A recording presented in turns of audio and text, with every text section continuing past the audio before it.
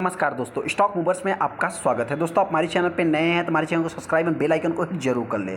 आज हम बात करेंगे दोस्तों, देखिए इस समय आप सभी लोगों को पता है कि एक कॉन्फ्लिक्ट चल रहा है, जो कि मतलब इजराइल और ईरान की अगर मैं बात करूं तो उसमें मतलब कि एक वार चल रहा है दोस्तों, आप सभी लोगों को पता है।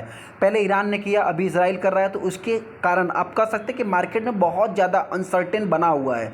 लेकिन ऐसे में दोस्तों एक सेक्टर है, सेक्टर कौन सा है दोस्तों, सबसे पहले मैं बता देता हूँ, क्योंकि बहुत सारे टेस्टर यही चीज़ सोचने मतलब देखने के लिए आते हैं कि कौन सा स्टॉक है, बस हमको स्टॉक बता दो, मैं जाके बाइंग कर लूँगा। देखिए दोस्तों, ब्लाइंडली आपको नहीं जाना है, उसके पीछे का क्या लॉजिक रहेगा, क्या अपडेट है दोस्तों, सारा कुछ मैं अभी डिस्कस करने की कोशिश करूँगा।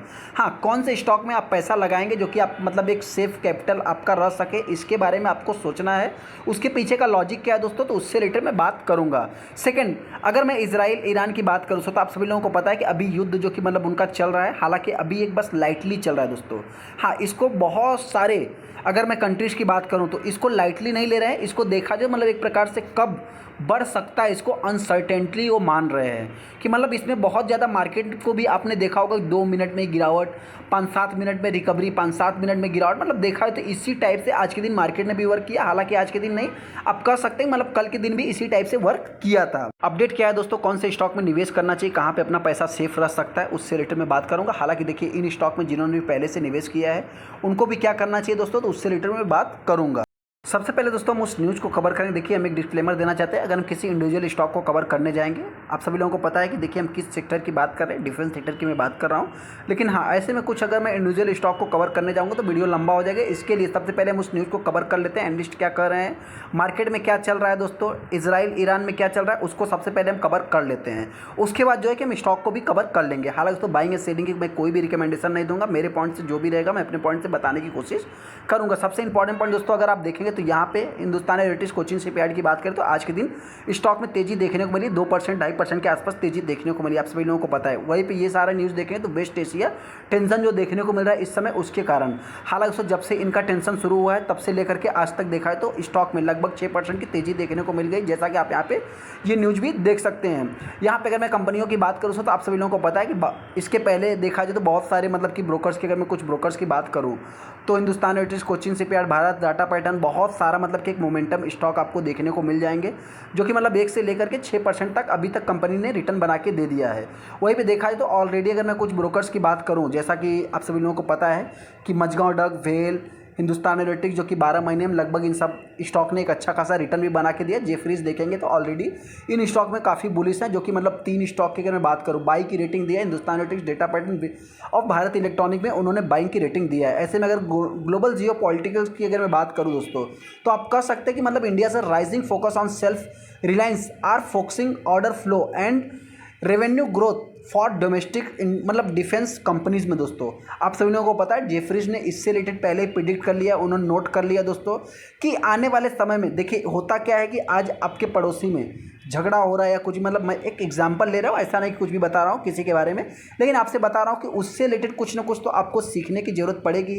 तो हो सकता है कि जो इनका मानना है दोस्तों, या इजराइल ईरान की अगर मैं बात करूँ तो जो उसमें इस समय युद्ध हो रहा है, रसिया यूक्रेन में युद्ध हुआ, वैसे रिलेटेड मतलब कि बहुत सारे अपडेट रिसेंट में आते रहते हैं।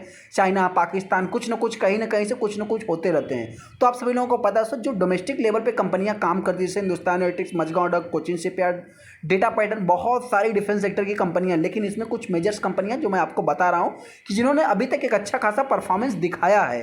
तो हो सकता है दोस्तों कि इनसे रिलेटेड मतलब कि गवर्नमेंट कुछ ज़्यादा से ज़्यादा अपने आप को मजबूत कर सकती है। जैसा कि आप यहाँ पे देख सकते हैं कि सेल्फ रिलायंस और फ्यूलिंग, जो कि मतलब ऑर्डर फ्लो मतलब रेवेन्यू देखने को मिल सकती है। आप सभी लोगों को पता है कि इससे रिलेटेड मतलब कि आत्मनिर्भर भारत की बात करें या पीएलआई स्कीम की बात करें तो बहुत सारा मतलब कि उन्होंने बताया है। यहाँ पे अगर आप देखें the brokers also said already उन्होंने government is the looking at the building country to country relation to promote export, जो कि ज़्यादा से ज़्यादा मतलब कि एक्सपोर्ट को बढ़ावा भी देंगे, विच इज़ द आइसिंग, जो कि ऑन कि एक 2 टाइम ग्रोथ, मतलब 2 टाइम से मतलब कि एक अच्छी खासी ग्रोथ देखने को मिली और लगभग 30 साल मतलब 2030 तक ये बढ़ते हुए भी दिख सकता है, ऐसा उन्होंने बताया। अपसाइड में कंटिन्यू रह सकता है, ऐसा जो कि जेफरीज का पहले से ही मानना है। वहीं पर अगर मैं थ्रू मतलब कि 2 एनालिस्ट है वे एडवाइस, जो कि एनालिस्ट अभी एडवाइस दे रहे हैं, आप सभी लोगों को पता है कि मतलब उन्होंने सजेस्ट किया है डिफेंस स्टॉक में कुड भी प्रेजेंट ए बाइंग अपॉर्चुनिटीज़, उन्होंने बताया एक्सपेक्ट ग्रोथ, जो कि मतलब सेक्टर के हिसाब से आप कह सकते हैं ये डेवलप हो सकते हैं। आप सभी लोगों को पता है दोस्तों डिफेंस सेक्टर ब्रोकर्स की बात करें, एनालिस्ट की बात करें, पहले से ही इस स्टॉक में मतलब कि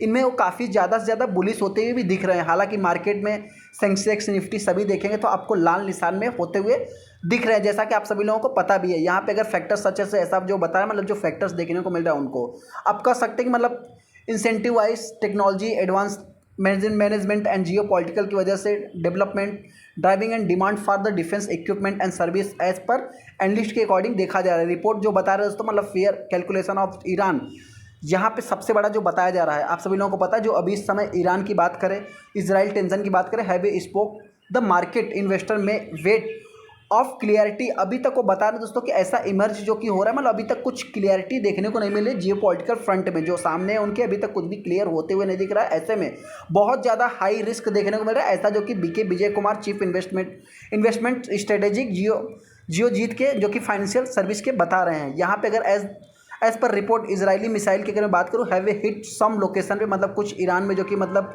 कुछ लोकेशन पे आप सभी लोगों को पता है, जैसा कि आप सभी लोगों ने न्यूज़ देखा भी होगा कि वहाँ पे कुछ हिट हुए हैं जो कि इजरायली मिसाइल। तो ऐसा देखा जाए मतलब कि अभी तक आप कह सकते हैं, मतलब जापान की बात करें, कोरियन की बात करें, तो वहाँ पे बहुत सारा मतलब कि डिक्लाइन देखने को मिला, उनके मार्केट में गिरावट भी देखने को मिली। फ्यूचर जो डोजन्स फ्यूचर की बात करें तो उसमें भी अपने को लगभग 500 पॉइंट की मतलब एक डाउन देखने को मिला है। इससे रिलेटेड मतलब कि आप कह सकते हैं कि इस कैलकुलेशन में जो देखा जाए तो मतलब जो टेंशन हो रहा है दोस्तों, उसमें resulting in A sharp surge एक क्रूड ऑयल भी दोस्तों इस समय देखा है तो एक प्रकार से $90 पर बैरल जाते हुए दिख रहा है। तो ये भी थोड़ा सा एक मतलब गोल्ड प्राइस की बात करते एकदम हाई पे जा रहा है।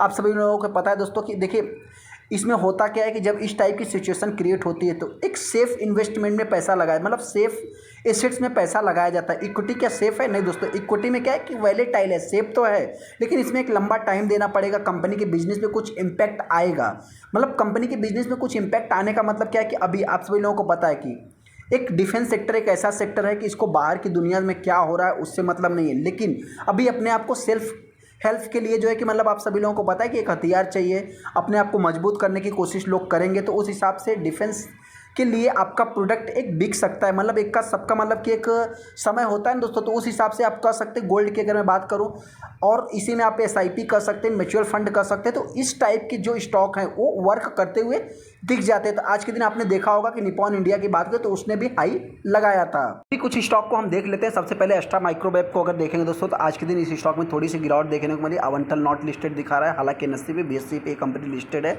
वहीं पे देखा है तो भारत डायनेमिक की बात करें तो हरे निशान में, NSE हो चाहे BSE हो। भारत इलेक्ट्रॉनिक की बात करें तो हरे निशान में, चाहे BSE हो चाहे NSE हो। भारत फोर्ज की बात करें तो भी हरे निशान। मतलब ज़्यादातर अगर आप स्टॉक देखेंगे दोस्तों, सबसे ज़्यादा जो तेज़ी दिखाया है कोचिन शिपयार्ड, डेटा पैटर्न।